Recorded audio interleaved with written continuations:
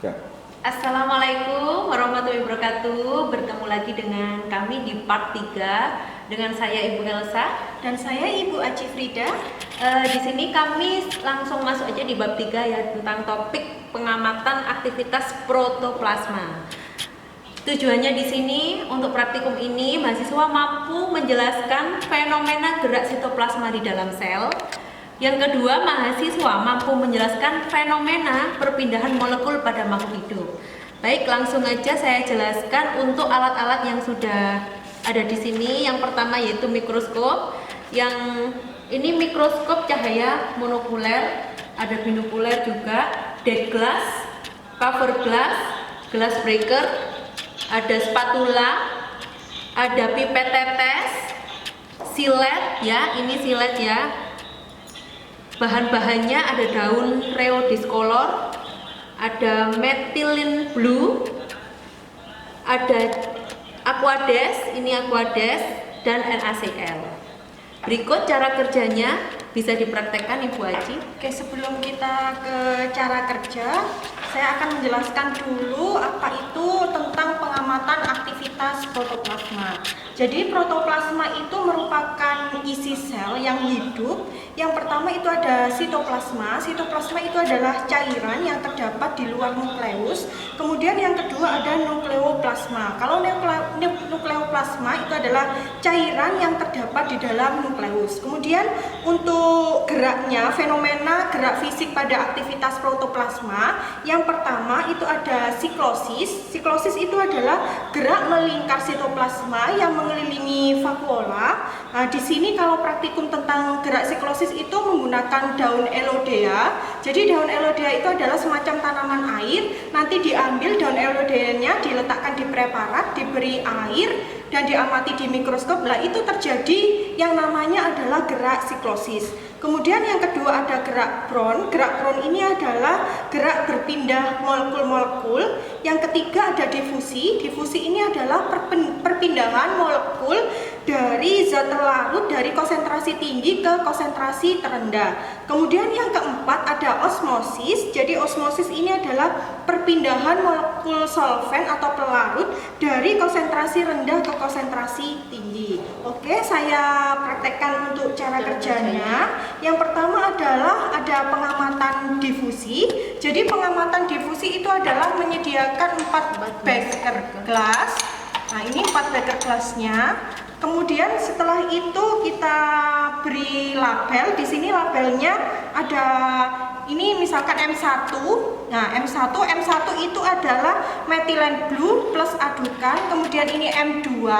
M2 itu dikasih methylene blue plus tanpa adukan. Yang ketiga di sini ada C1. C1 itu ditambahkan CuS4 plus adukan.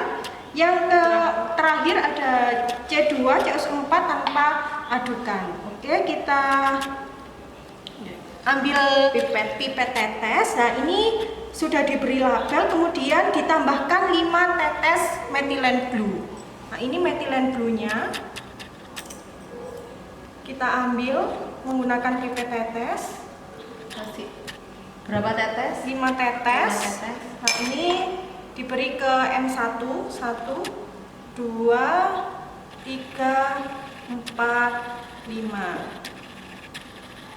Setelah itu kalau sudah dikasih methylene blue, kita langsung ditambahkan aquades. Jadi aquades ini diletakkan di methylene blue sampai ke 80 mili.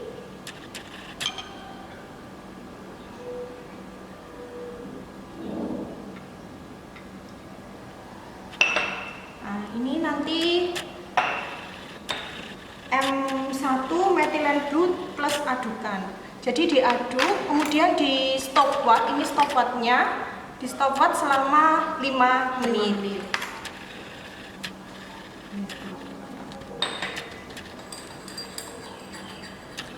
Setelah itu sudah lanjut ke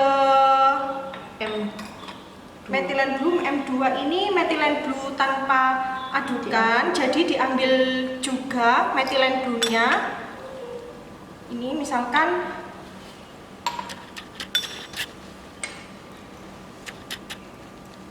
lima tetes. Nah, ini 5 tetes sudah. Setelah itu dikasih aquades 80 ml sampai 80 ml tanpa andukan. Kemudian yang C1 CuSO4, ini CuSO4-nya setengah sendok spatula. Jadi ini sendoknya di gini. Setelah itu diberi aquades berapa? sampai 80 ml juga.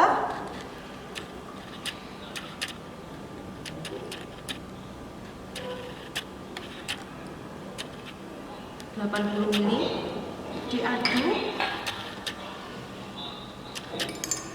pakai stopwatch selama 5 menit. Kemudian yang C2 juga seperti itu, setengah sendok CuSO4. Ini diberi ini aquades sama 80 ml, kemudian tanpa adukan. Nah, ini yang namanya tentang proses difusi. Jadi difusi itu diibaratkan seperti adik-adik membuat susu ya, susu dicampur air kemudian diaduk, dia terlarut atau tidak terlarut. Nah, difusi tadi dia adalah dari konsentrasi tinggi ke konsentrasi rendah. Seperti itu simpulannya. Kemudian lanjut ke nomor 3, yaitu pengamatan proses osmosis. Nah, kalau pengamatan proses osmosis itu dia menggunakan daun redis kolot tadi, diiris tipis mungkin juga, sama seperti ini preparat awetannya, preparat basah maaf. Nah, kemudian diamati, jadi diamati di mikroskop. Nah, kalau di proses osmosis itu ada 3 kejadian, yaitu isotonis. Kalau isotonis itu dia selnya seimbang antara air sama sampelnya. Jadi kalau dikasih air, dia berarti keadaannya isotonis. Seperti itu diamati. Setelah diamati keluar gambar, hasil gambarnya kemudian digambar. Setelah itu kita lanjut ke kedua, yaitu dikasih tetesan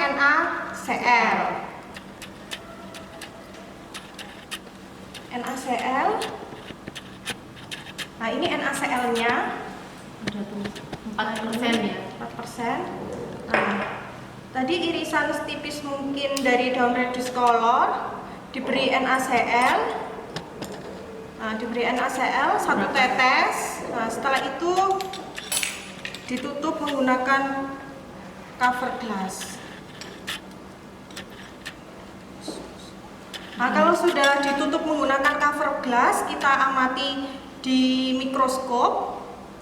Kalau sudah diamati di mikroskop, lah keadaan apa yang terjadi ketika daun redis kolor dikasih dengan NaCl. Kalau dikasih dengan NaCl, berarti keadaannya itu bisa krenasi. Krenasi itu selnya mengkerut, atau hemolisis, dia adalah selnya pecah. Kalau dilihat di gambaran mikroskopis ini, dia kelihatan selnya adalah mengkerut. Lah, yang dinamakan dengan mengkerut itu apanya?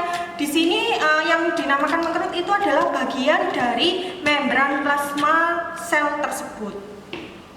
Nah, jadi kesimpulan dari praktikum osmosis ini, daun redis kolor diberi dengan air, keadaannya adalah isotonis. Jika diberi dengan NaCl, keadaannya adalah krenasi. Seperti itu.